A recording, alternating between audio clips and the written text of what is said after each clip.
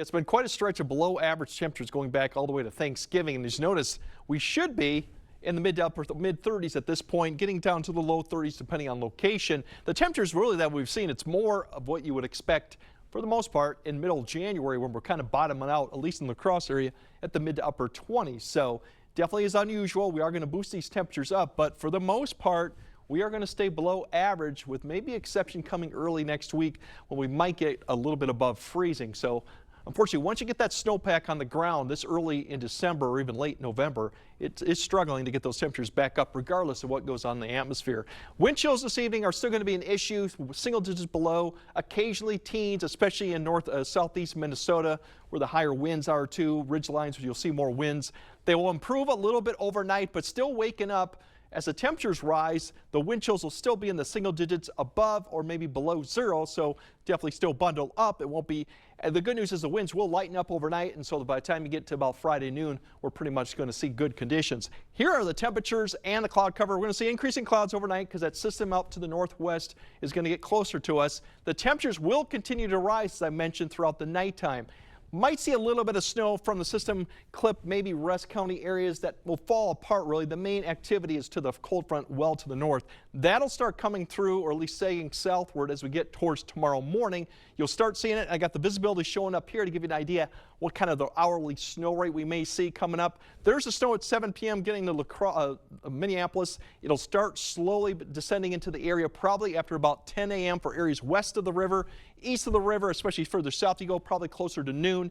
As you look at the visibilities, they're not quite showing up right there.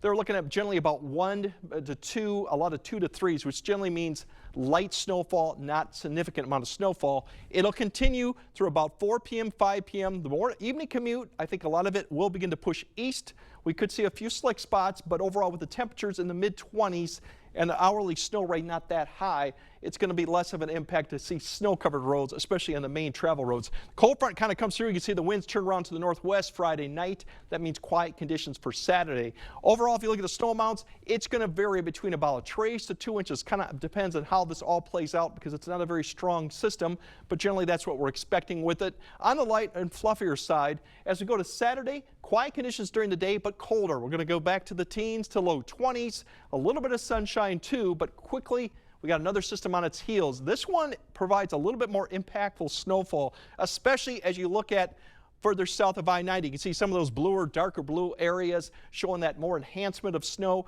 We could see visibilities get down below 1 mile, maybe even a half mile for areas south Saturday evening, which means that could be a more impactful snowfall. And as the amounts potentially get 2 to 4 down there towards Decorah. Further north you go, not much in the way of snow. Basically, it'll clear northward because the system is sliding south. So if you've got travel plans Saturday evening, something to take note, especially as you go further south. You might deal with some snow-covered roads there briefly. Behind it, it's going to be a cold Sunday, but we will have some sunshine. More snow next week, but the temperatures do climb back up. In fact, they get close to freezing by Tuesday before another system comes through and knocks those temperatures back into the teens for the end of the week. So we got some improvement on temperatures, but we got a lot of opportunities for light snow here and there. And then once again, once you get it on the ground, it's very hard to get those temperatures above freezing. We may see that on Tuesday. Well, winter just seems to be in full swing. It's in full swing right now. All right. Thank you, Greg.